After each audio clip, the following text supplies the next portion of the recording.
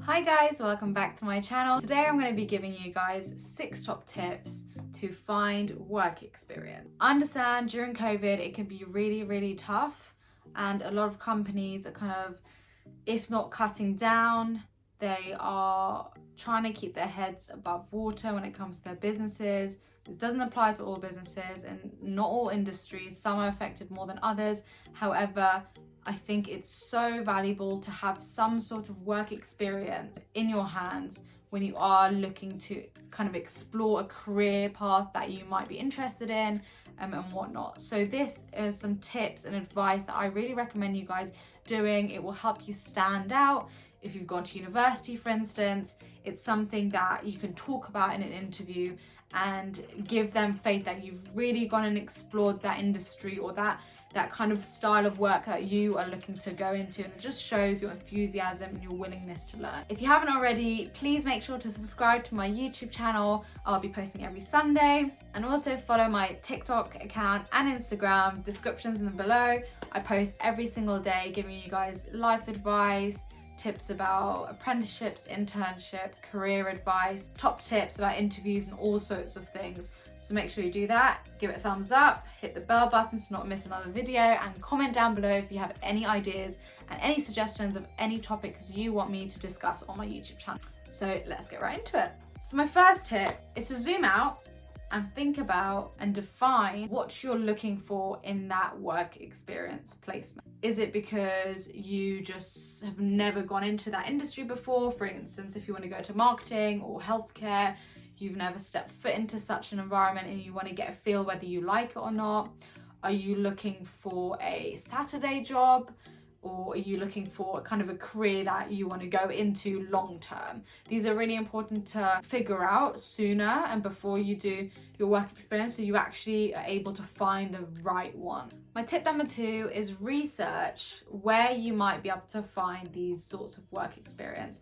The first place I recommend you using is just Google. Google work experience in that particular field, because you might see on the government website suggestions that are dedicated about work experience that there currently is already as well. There are websites such as Indeed and kind of job hunting websites that also offer work experience placements on there.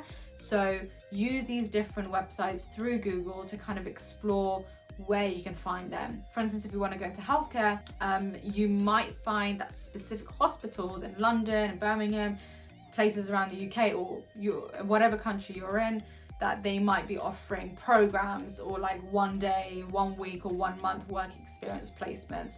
For instance, the BBC, they do like summer work experiences which are a week long. So kind of explore online and the answers will be there. If there are particular companies that you're interested in but you can't seem to find online any sign of work experience or programs that they offer, like internships, I recommend you finding a contact information, whether that be a telephone number or an email. They tend to be on their websites, and just give them an email. Introduce yourself, be like, I'm really interested in going into this field, this industry, this career path, and I was just wondering whether you offer work experience. Again, another disclaimer is a lot of work experience placements, they are unpaid. So just keep that into consideration. I don't think all of them are. Some might pay as well. However, it's something you would want to ask and also weigh out whether that's important to you or not. I think regardless, even unpaid, work experience, especially at a time like this, will be super valuable for you, and it should be something you should be considering. Again, everyone has a different situation, so I definitely recommend you taking that thought and seeing kind of where you stand. Tip number 4 is that once you've found somewhere, they are most likely, not always, but likely to ask for your CV and do a background screen check. So I would recommend investing some time. If you haven't already build a CV, use resources that are on Google. There's so many, tons of advice on there. Use YouTube, there's videos on there, people talking what is important, what you shouldn't include in a CV, do's and don'ts. Build a CV. If you have already, go adjust it, make it more tailored towards that company that you want to do that work experience at. Make sure you fill in with all your evidence and work history and anything particular and skill sets that will stand out and be useful for that role. Tip number 5 is agree the working arrangements. They tend to send you some sort of formal, less of a contract, but sometimes it can be a contract, but a kind of document that states the hours you're going to be working, whether that's specific internal trainings you have to attend, health and safety, stuff like this. There might be a DBS check you need to do as well, kind of looking at like your past, if you have any records behind you and stuff like that. So just keep that in mind. My final 5th, 6th, 7th, 8th, 9th tip, I think it's the 5th. It might be the 6th. I think it's the 6th. I don't know.